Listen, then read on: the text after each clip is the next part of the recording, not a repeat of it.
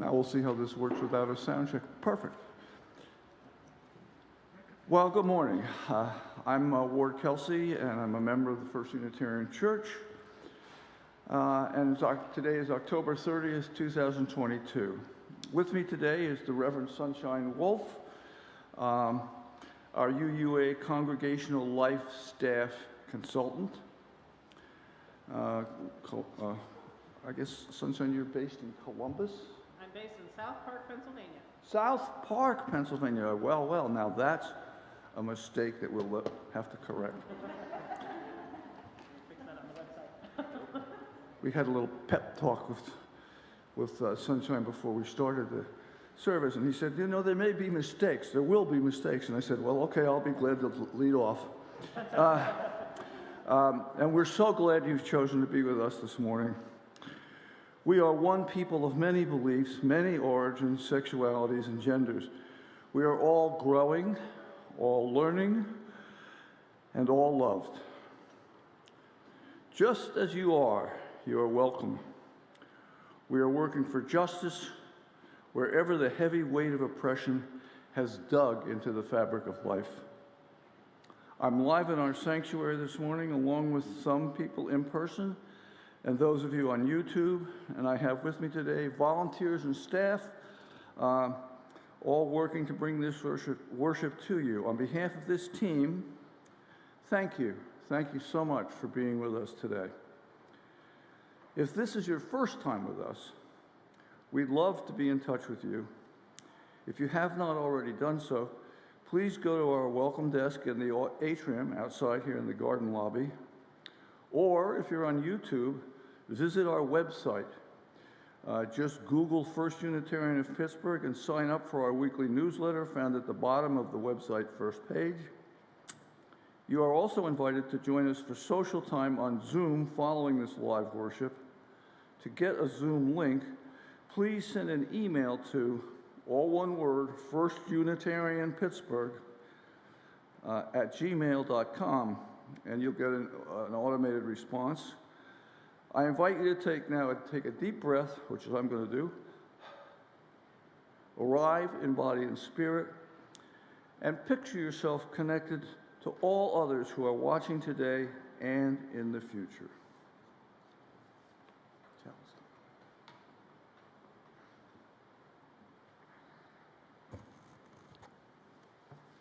Good morning. Good morning. To everyone online and here in person, my name is Reverend Sunshine Jeremiah Wolfe, as Ward mentioned. I moved here to Pittsburgh in July, so that's new information for some folks. And it's been a delight to be here with me and my partner, Hobbs. I am a short, white, indigenous human being with short brown hair and a brown beard. I'm wearing a purple shirt and a brown stole. And it is a joy to be with you here today. My pronouns are they, them, theirs, or any non-gender specific pronoun that you know. My comment is if you slip up and use a wrong pronoun, I will correct you and then just say thank you and move on. Don't apologize. It's the people who don't try that I care about, not the ones who do and mess up. And so with that, we have our chalice lighting words this morning from the late Reverend Orlando Brugnola. Flame, friend of our most ancient ancestors, we kindle you now in this time, yet in truth you burn always, in the unique worth of each person, in the imagination, in the turning of the heart to sorrow or to joy, in the call to hope, and in the call to justice.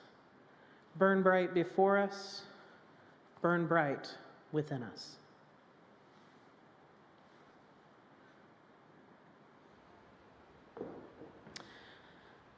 Our call to worship this morning comes from Reverend Gary Kowalski. With faith to face our challenges, with love that casts out fear, with hope to trust tomorrow, we accept this day as the gift it is, a reason for rejoicing. Let us worship together. I invite you to rise as your spirits and bodies allow and join in singing in a rather sprightly hymn The Spirit says do, number 1024.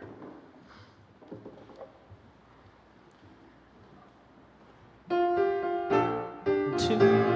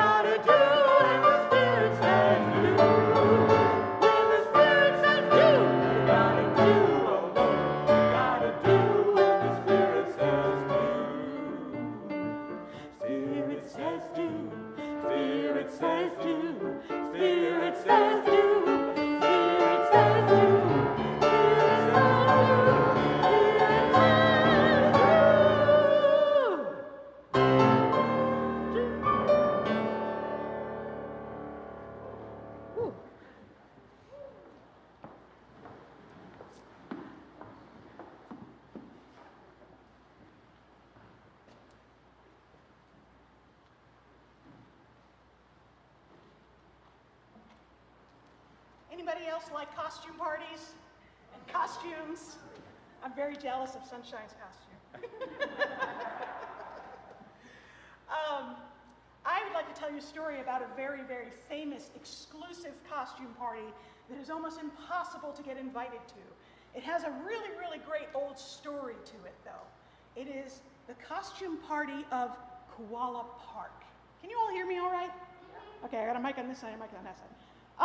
So it's the costume party in Koala Park in Australia, and it is full of koala bears, and they have this costume party every year. And it is the most popular costume party among animals and humans, if you know about it. But the way this costume party got started was really interesting. See, the koalas have been around for a really, really, really long time, just in their own little community, the same koalas, the same eucalyptus trees. Everybody knew each other. And one day, they had a disagreement about something. They don't even remember what it was. And they stopped being very friendly to each other. Now, I have a theory that they didn't actually get into a fight. I think what happens is that they actually got bored of each other. And they looked over there and like, there's Frank. I'm so tired of looking at Frank. Tired of it. Tired of looking at Frank. That's what I think happened. So they stopped really appreciating each other, and for whatever reason, they were no longer a very friendly community at all. In fact, all they did was sit around and look at each other and growl. Just growl. Since we're supposed to have fun, we should probably growl. Can you growl? So all they did was growl at each other. And there was an old, wise koala who lived at the top of the highest eucalyptus, who looked down and saw all of them growling at each other, and thought, that will not do. This is not good at all. So he thought, and he thought, and he thought. He said, oh, we need to have some fun. We'll have a costume party. In a costume party, everybody will forget who they are, and they'll be able to have fun with each other again. So he called down from the eucalyptus tree, hey, we're going to have a costume party. Everybody come tonight. Wear a costume. And they got really excited. They got really excited because they hadn't done anything like that in a really long time. So they all got costumes. They dressed as different occupations like nurses and firefighters. And they dressed as monsters, and they dressed as other animals that they were not. And of course they dressed as, Star Wars was there, and the local politician was represented. And so they all, got really into their costumes, and they had a party, and they were dancing, and they had their party, and they had a really, really good time. And the old koala at the top of the tallest eucalyptus tree thought, this is great. We're going to get along tomorrow. We're going to be happy again. But unfortunately, because they were all in costumes, nobody remembered who was who. So the next day, they were right back to their growling, except now they were a little confused when they looked at each other. So the old wise koala bear thought, okay, we're going to have another party, but this time only wear part of your costume. Wear a hat. If you can't wear a hat, wear your mask, but make sure we can see your face. And that way, we're going to know who dressed up as who. And they were excited because it was a party again, so they did. Everybody came, and this time, they didn't wear a full costume. They just wore a hat. So the local politician hat, the Darth Vader hat, all the different hats that went with their costumes. And for those who only had masks, they pushed their mask up so that you could see what it was, but you could still see their faces. And an interesting thing happened. They started to get interested in each other. Oh, there's Susan. I didn't know that Susan wanted to be a nurse. That's interesting about her. And they would have a conversation about it. And, oh, I didn't know you liked Lord of the Rings too. I love Lord of the Rings. And they got to talking to each other, and from then on, it became a tradition. Because what it taught them was everybody's a lot more interesting than they realize if you just talk to them. So this is why this party is the most exclusive party in the whole world. And I tried to get in. I thought if I go in dressed as a koala, that maybe I'd fool them. But they found out. So I'm not going to be there. So that is the fun and the joy of a costume party, and that's why this part of the year is favorite part of the year of many, including myself. After the service today, I would like to invite you to come, if you're comfortable, to come down to the Undercroft Gallery and look at the pumpkins that the kids are going to decorate as we raise money for the East End Cooperative Ministry shelter that we support. So we're going to do that, and then parents, after that, I invite you to come to the Harper Room, where we're going to talk about having more events for families and what that's going to look like. All right, thank you so much. We're ready. Children and youth can come and go downstairs with me.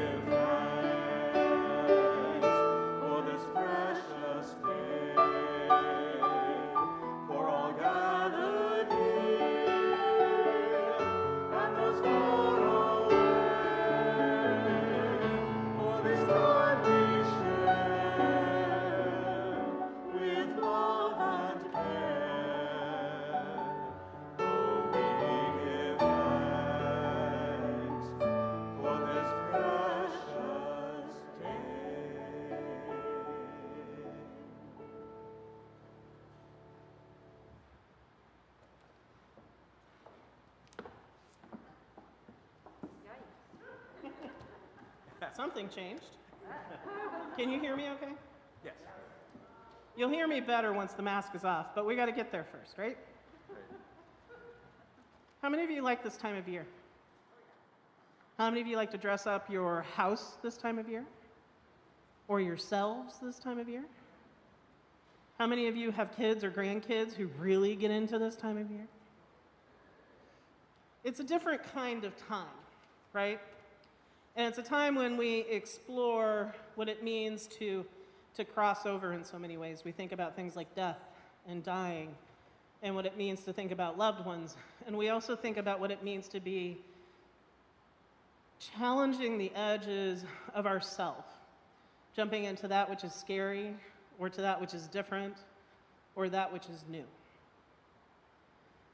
It's a deeply powerful time. And I like to think of this time not just as like this liturgical thing that we do every year of Halloween and All Souls and Dia de los Muertos and all the many traditions that recognize this time that we're in. But I also like to think about it as a time that has a place of metaphor for us, a place where our psyches can push and challenge and explore in different ways. There is no other time of year when I would be able to get away with wearing this mask while preaching. If I came to you in Valentine's and wore this mask, you might be calling the UUA to say, Sunshine has jumped the shark a little bit and we need some help, right? It's a time that invites us to try something different, to explore something new. My thing about masks is that they have, as was told in our story, this capacity to hide, which means that I think it's really important that we utilize masks not as something that's constant and persistent, but as temporary.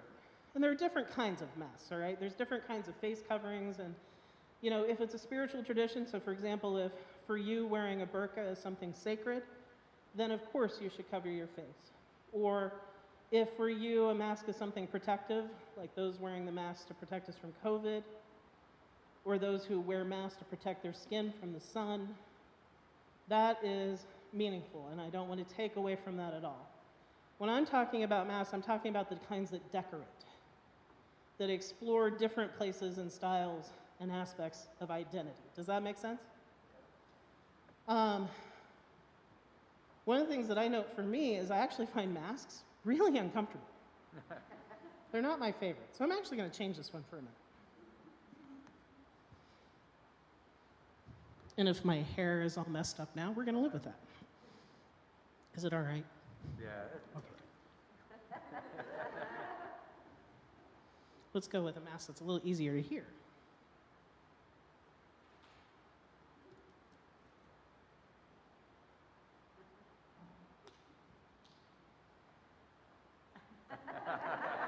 And I can even wear my glasses with, right? So the thing about masks is I think that they can be really protective. I think of people who wear masks because they are LGBTQ, they're queer or they're transgender or they're lesbian or gay, and they can't be safely out in their communities. That's a time to wear a safety mask, right? And I think of folks who are neurodivergent, they're autistic, or live with ADHD, or live with PTSD. And they may wear a mask because to be authentic every day could be harmful in our society. And I think of people who wear masks that hide violence towards themselves and may not choose to share it. And then I think of people who can't wear masks, who receive violence because they're fat or they're a person of color, or they live with a physical disability and may not have the option, right? So there's all these different ways in which we engage with safety around masks. But then I think about the masks that Erica was mentioning, like a mask that allows you to try out being a nurse, or a mask that lets you try out being a superhero. And maybe if you feel in your life like you don't have a lot of control or you can't find that courage, wearing that superhero mask may give you a different kind of courage to act in a different way, right? Anybody ever experienced that? Trying on something and it's like, wow, I feel really different. Yeah? The only thing is we can't wear those masks forever because it takes away from the authenticity of ourselves.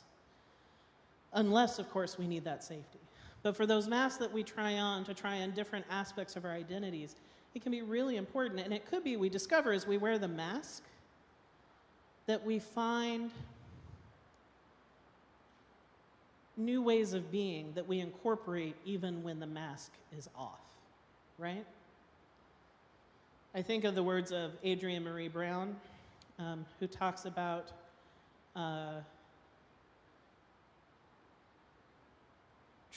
giving people trust makes them trustworthy. What that means is when you give trust, it gives people an opportunity to practice what it means to be with that trust. But I also think about turning that inwards. Giving ourselves trust allows us to practice being trustworthy within ourselves, so that if there are parts of ourselves that are tender, masks can help us practice the things that it doesn't feel safe to do when the mask is off. And we may find ways, once the mask is off, to accessorize a little, to remind us. So I think it's appropriate. I'm in Mr. Rogers' territory. I don't remember him throw shoes, but I'm going to do me. And so in this job, I'm expected to wear dress shoes, which I frequently forget. So I often preach in tennis shoes because I'm forgetful. But I might accessorize and put on some dress shoes that I only wear in preaching, by the way. I hate dress shoes and everything they stand for. But I incorporate that into part of my identity. And then I might choose an entirely different kind of accessory that makes an entirely different kind of statement about who I am. And there was a time I wore a mask that was painted in rainbow colors, and now I fan myself with it. Sometimes I fan you all with it, right? But what we want to do with those parts that we explore on a temporary basis is, one, let ourselves put those masks on sometime. You've been talking about what it means to be intentional, is my understanding, right? And that's part of what this is a call to do, is to be, as we're able, and we're not always able to, but as we are able to be intentional about who we are and when we do don the mask and when we do take it off, so that we find those places that are authentic. I don't know about y'all, but I grew up in the United States. Not all of you did, I know. And I grew up in predominantly white Christian culture. And if you're white or Christian, that's awesome. That's not a degradation. We're talking about societal norms that we all inherited from generation after generation after generation, who often told me I should feel guilty for who I am. I should feel shame for being fat. I should feel shame for not being able to think quickly or remember names properly. I should feel shame for being queer and for being transgender. And for my own conservative family, I should feel shame for being a Unitarian Universalist minister. And I have to think I'm not the only one in this room where society told you should feel guilt or shame about some aspect of who you are, right? I'm assuming most folks have some degree of experience with that. Masks allow us to practice the kinds of tools and skills that we need so that we can transform that shame into power. One of my favorite authors is Brené Brown. Any Brené Brown fans in the house?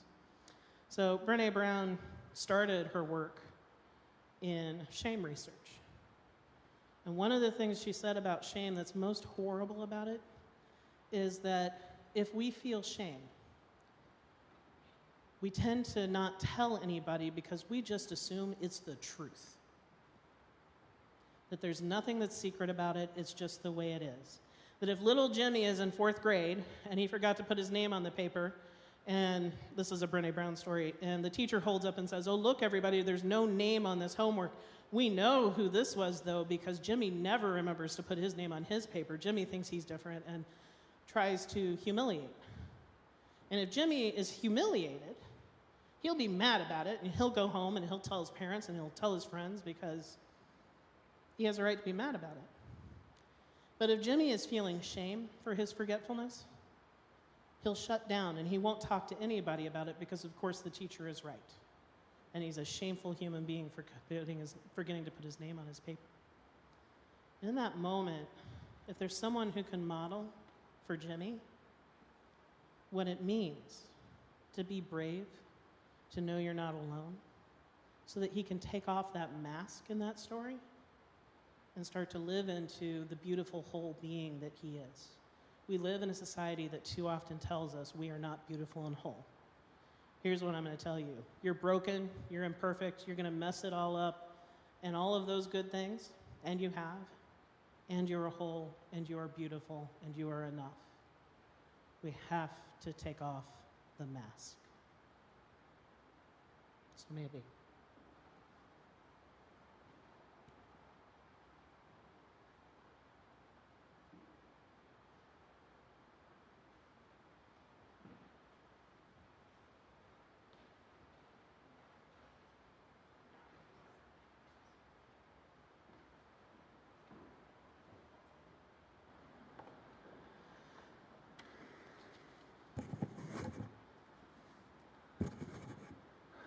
I'm back.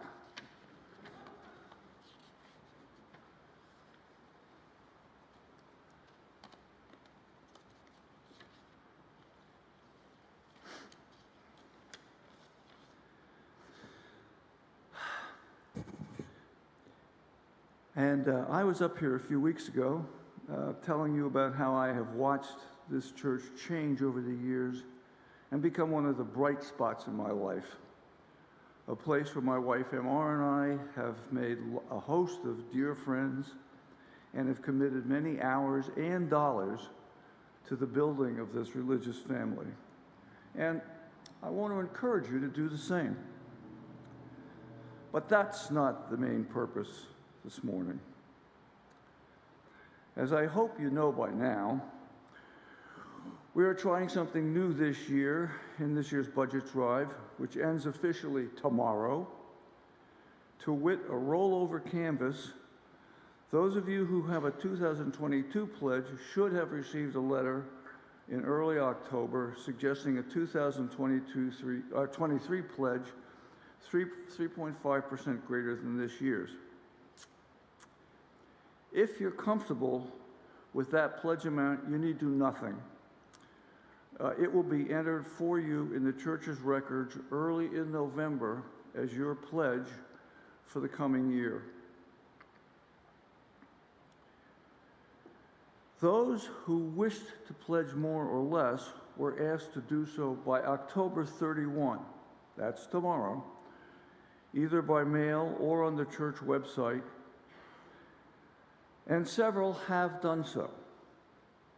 Most have not, however, which means their pledges for next year will roll over to the suggested amount if they haven't pledged a different amount by tomorrow night after all the trick-or-treaters are tucked snugly in bed. Those of you who do not have a 2022 pledge are encouraged to pledge generously at the church website. There's a bright yellow banner on the top of the page that will steer you to the right place to do that, or by mail. And most of you should have also received a letter or other message asking for a 2023 pledge.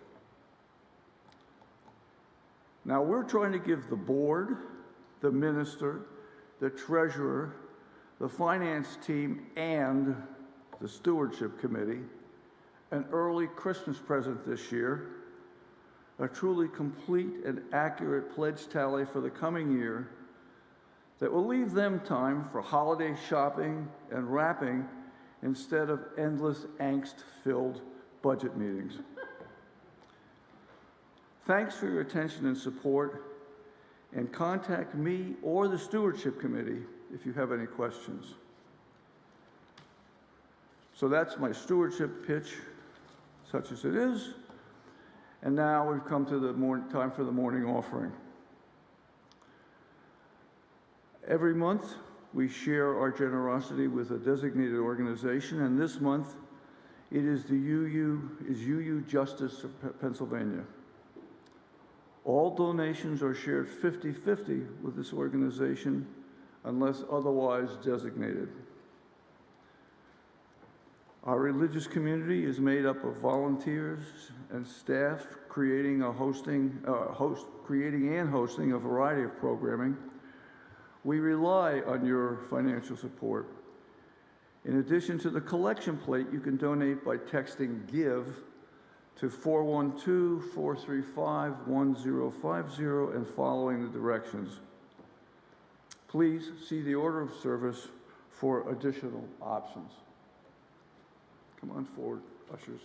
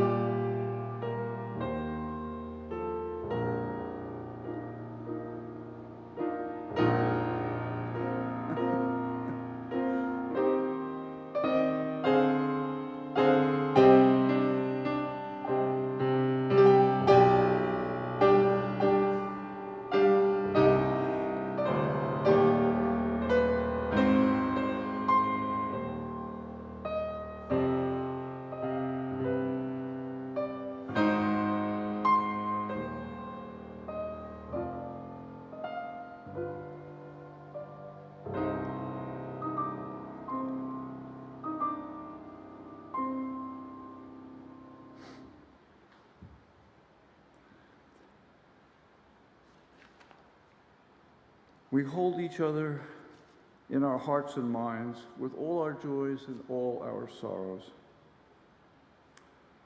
Our love and prayers are with Eliza Hall, whose mother died on October 3rd.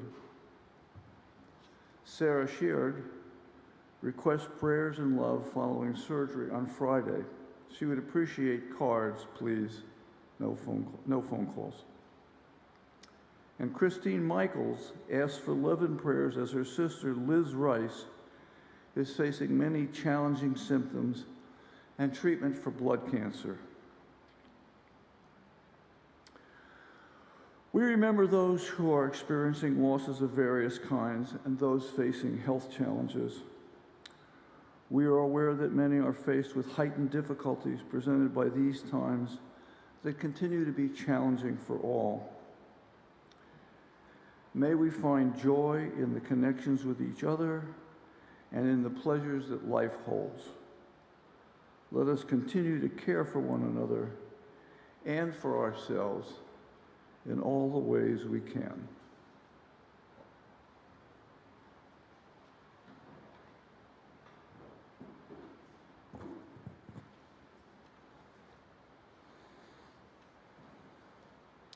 I invite you now to join me in a time of meditation, prayer, or contemplation, according to your own personal spiritual practice. I invite you into a time of silence within, for we cannot silence the world around us. Let the sounds be around you, the sounds that you notice, become a part of that silence within. And as we enter into this time, we can become aware of the world around us, the feelings on our skin, the many different senses of which some of us may have, of hearing or sight, of the feeling of gravity and space. We hold in this time all that is sacred to each of us, to the beauty of this earth for which we are stewards, to the beauty of this community at home and in this space and beyond, to all that is sacred and holy in our lives. In this time of challenge and uncertainty, we hold close to us those who are experiencing loss and grief, those who are experiencing illness, injury, and recovery, to those who have experienced invisible harms, to those afraid to share that with which they most struggle, and those who share with bravery those struggles, so we all may not feel alone. In a world that seems constantly angsty and uncertain,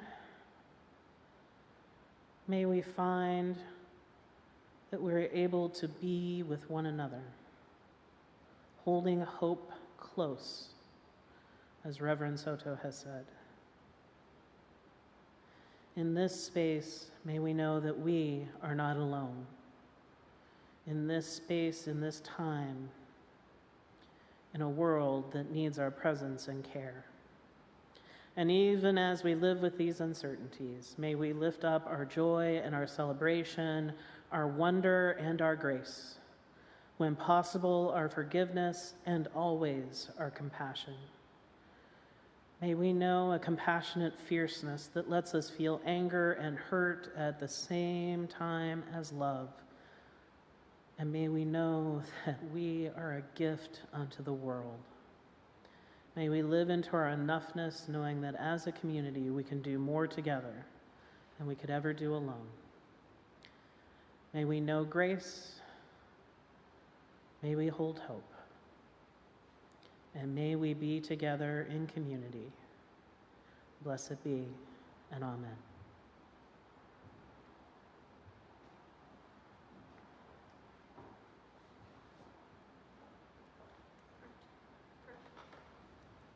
Would you like to say, we'll sing Comfort, Sing, and Comfort? This is 1002 in the Teal Hymnal. We will sing Comfort, Sing, and then Comfort again. Comfort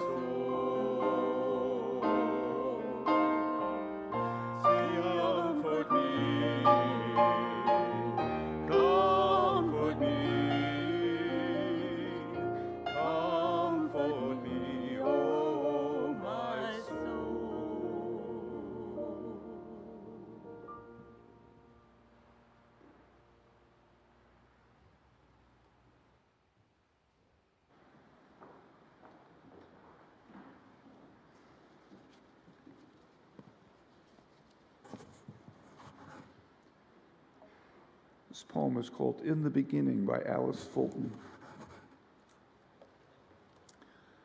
The swimming teacher said, "Go with it. It will hold you. Don't you know you're naturally pneumatic?" Since then, everything has happened this way. What a buoyancy journey. Here I am, sensitized to the least cheep and twinge of other beings, and especially to my own twinges. I didn't create this painful grace. I didn't banish the primitive. This minute, my small toes are shrinking of their own accord. I have no say whatsoever. Blame it on buoyancy, without which, rambunctious and passive as a beach ball on the breakers, I never would have bobbled here. The wild green groans by which I lived before language now gesture and have at me only in dreams. I wake seeing myself as a bottle holding an explicable ship. Who stuffed that soulful ballast of sail down my throat? Who trimmed the rigging intricate as nerves and moored the skeletal mast? Its construction is beside me. I'm only the go-between, gleaming round this unknowable cargo, headed for a speck on the sea's rim in the hope that it can contain the shore.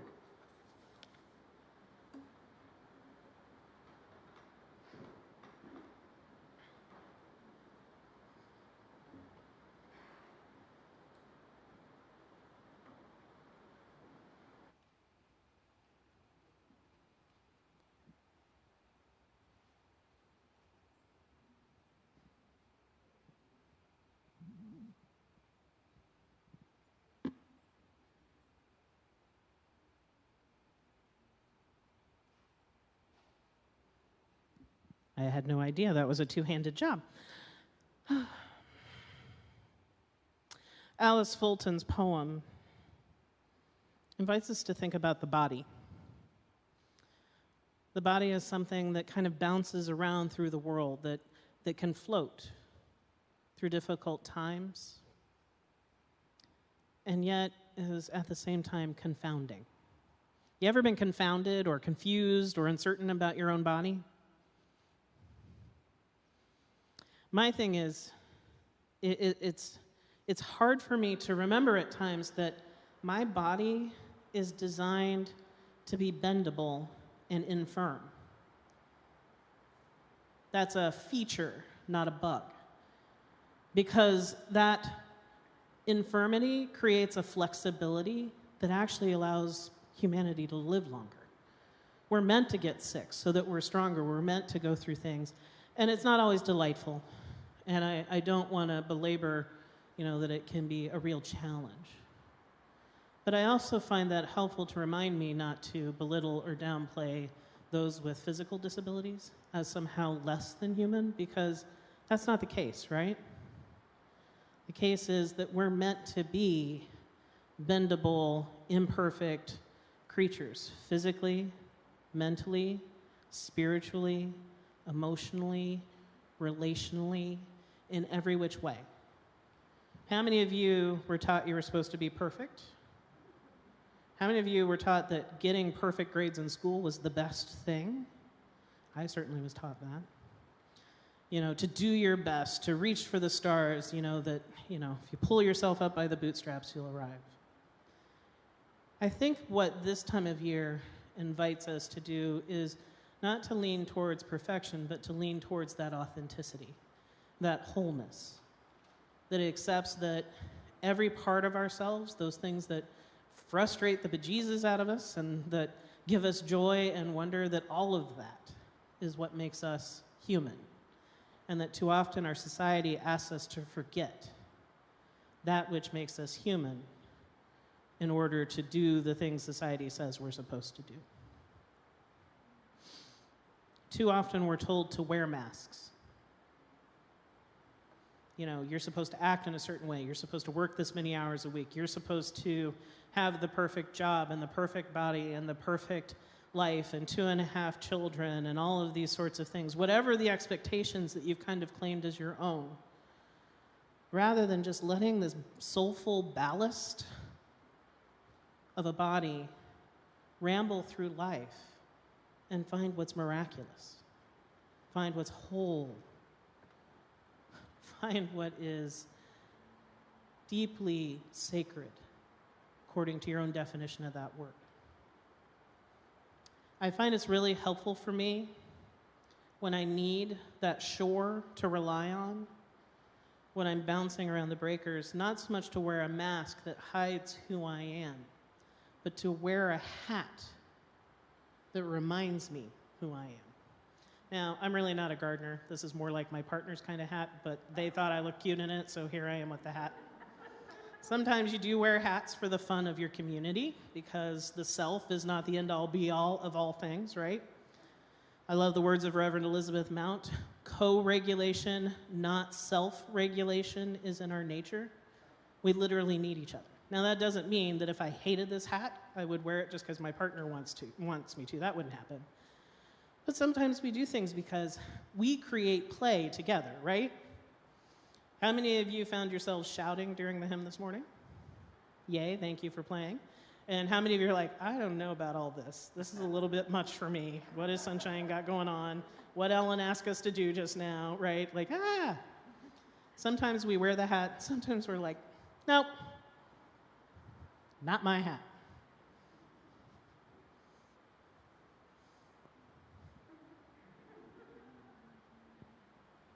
No one told me when I came out as transgender that I would have a future as a Santa Claus, but I think I probably do.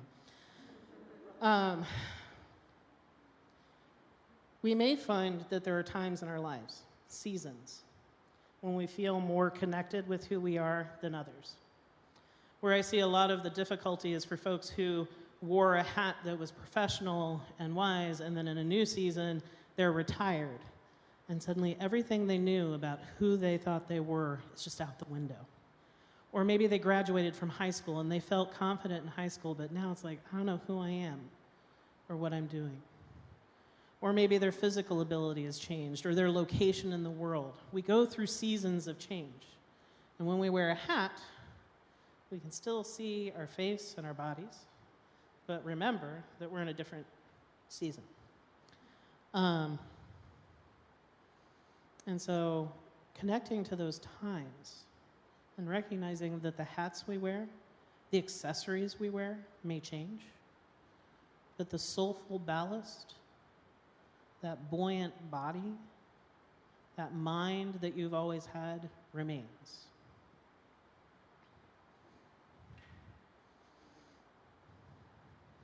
I swear to you, it's the last hat, I promise.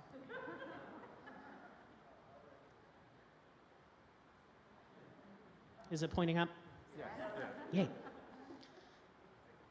Sometimes our hats are in season and we feel fully connected with who we are and where we are and what's going on. How many of you have known those moments where you're like, I know exactly why I'm here and what my life is for, and I feel comfortable and safe? Some of you, and some of you know, and that's okay. I want to be clear, it's okay if you've never found that moment. But I do want to say it can happen. The thing that's true about the masks that I wore earlier in the service is that we start by taking those off with the people we trust. Those may be blood family or chosen family or friends. We wear masks in front of the people we don't know, and that's okay. But when we can, we shift to the hat that lets people see who we are and how we are. And sometimes we may need to wear both the mask and the hat. But I want you to think about for a second your own personal work in this moment right now. The things you're struggling with, the things you're struggling with in your community. Maybe you're living with grief and people are like, you should be over it already. Or maybe you're getting to the first season or the second season of holidays without a loved one. or you're dealing with an illness, or you're in the closet about an identity, or you're just not sure that what you've been doing is the thing you've always been doing, or you worry for your family. We all have challenges. So think about the one that's true for you right now. And ask yourself this question. When am I wearing a mask with people? And am I doing that with intention? I know I'm wearing the mask, and I'm choosing it so that I can be safe and whole. And am I choosing when it's okay to take off the mask so that when it's time I can wear the hat that is relevant to the day, whether it's a witch's hat at Halloween or Christmas in July or whatever we need it to be. We live our lives with sacred intention so that we know that we are not alone and so that we know that we're cared for in community. We just went through an intense time of pandemic that's still going on. We're still losing 300 to 450 people a day to that illness. And we haven't even figured out what long COVID looks like. We don't know what the future is. So for those at home, for those here, may we lean into the challenge of this time with intention. Because when we're in that scared space, it can feel like we're bobbing all over those rocks in a hope of finding a shore. But here's what I want to tell you. You're already at the shore's edge. And whatever comes, you are not alone. I want you to look around this room at your sacred community, and I want you to wave at the people in the camera back there. Turn around, wave at the people in the camera. Look around this room. Look around your living room if you're with people. Or around this. Think of the people in your community. This is your sacred community. With these people, you wear masks, or you wear hats, or you don accessories, you put on fun makeup, or you choose not to show up. Wherever you are holy and sacred and loved. Blessed be.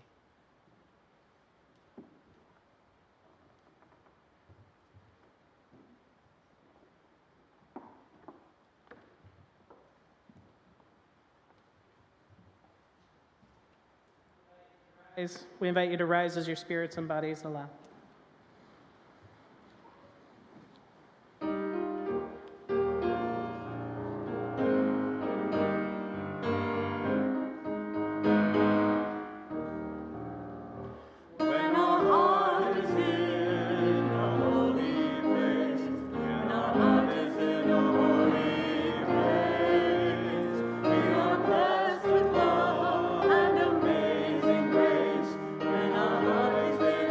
Holy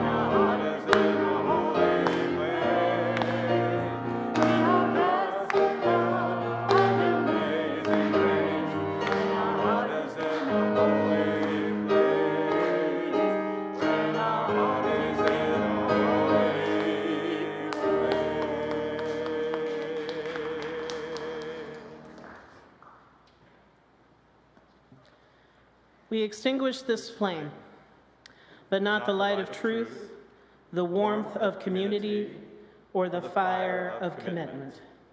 These we carry in our hearts until we are together again.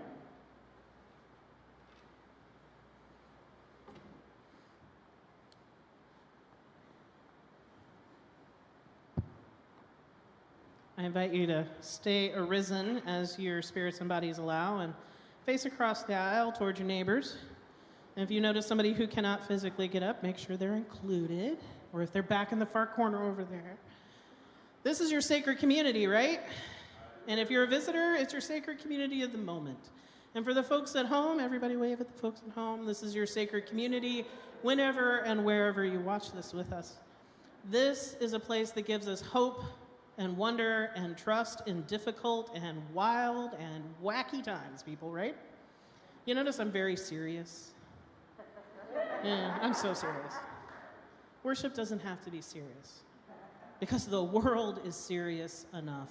We need each other's joy, each other's grace. So I invite you, looking across the aisle, to give the people across from you your most holy and sacred yes. Yes. A little louder. Yes. And one final time. Yes. And at the camera. Yes. May you have a blessed week, and may you return to sacred community as often as you need it, for we are here for you. Go in peace.